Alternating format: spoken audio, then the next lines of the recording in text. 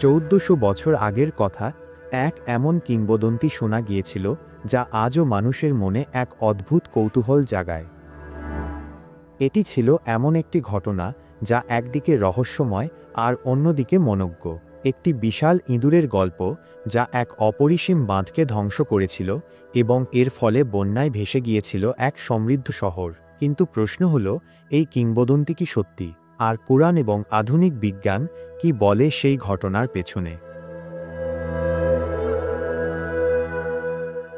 মারিব বাঁধ, যা ছিল সাবা সাম্রাজ্যের গর্ব, একটি বিস্ময়কর আর্কিটেকচারাল মাস্টারপিস। আধুনিক ইয়েমেনে অবস্থিত এই বাঁধটি একসময় পৃথিবীর অন্যতম মহান সৃষ্টির নিদর্শন হিসেবে পরিচিত ছিল। এটি ছিল এক আশ্চর্য প্রকৌশলীর কাজ যা মরুভূমির মাটিকে উর্বর করে তুলেছিল। বাঁধটি তার আশপাশের ভূমিতে পানি সরবরাহ করত এবং দুটো বিশাল বাগানকে পরিণত করেছিল এক অত্যাশ্চর্য উদ্যানের মতো। কিন্তু একসময় কি হলো? বাঁধটি যে হঠাৎ ধ্বংস হয়ে যাবে তা কেউ ভাবতে পারেনি।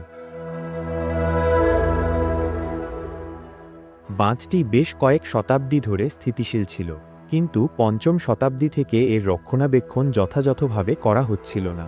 এক সময় 570 খ্রিস্টাব্দে এই বাঁধটি সম্পূর্ণভাবে ধসে পড়ে। কিন্তু কেন? এর কারণ নিয়ে ইতিহাসবিদদের মধ্যে তর্ক চলছে। কিছু বিজ্ঞানী দাবি করেন প্রচণ্ড বৃষ্টিপাতের কারণে বাঁধটি ভেঙে পড়েছিল, আর অন্যরা মনে করেন একটি ভয়াবহ ভূমিকম্পই এর প্রধান কারণ ছিল।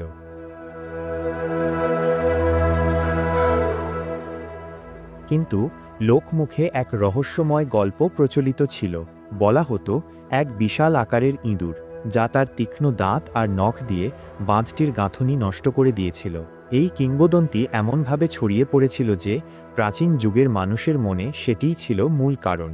তবে আজকের প্রত্নতাত্ত্বিকরা জানাচ্ছেন এটি শুধুমাত্র একটি মিথ ছিল। প্রকৃত ঘটনা ছিল প্রাকৃতিক দুর্যোগ, অতিরিক্ত বৃষ্টিপাত এবং এর ফলে বন্যা।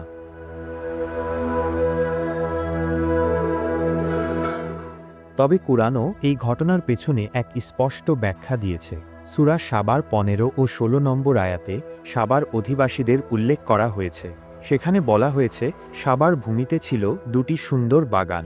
আল্লাহ তাদেরকে বলেছিলেন, তার দেওয়া জীবিকা ভোগ করো এবং কৃতজ্ঞ হও। কিন্তু তারা আল্লাহর প্রতি অবাধ্য হয়ে পড়ে। ফলস্বরূপ তাদের ওপর বাঁধের বন্যা ছেড়ে দেওয়া হয় এবং তাদের উর্বর বাগানগুলো তেতো ফল ও কাঁটাগুল্মে পরিণত হয়।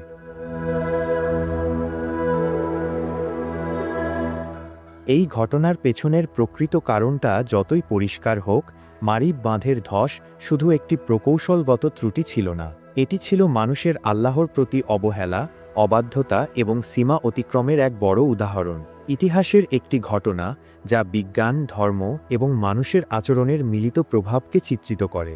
1400 বছর আগে কুরআন কিভাবে জানত যে মারিব বাঁধ বৃষ্টি ও বন্যার কারণে ধ্বংস হয়েছিল?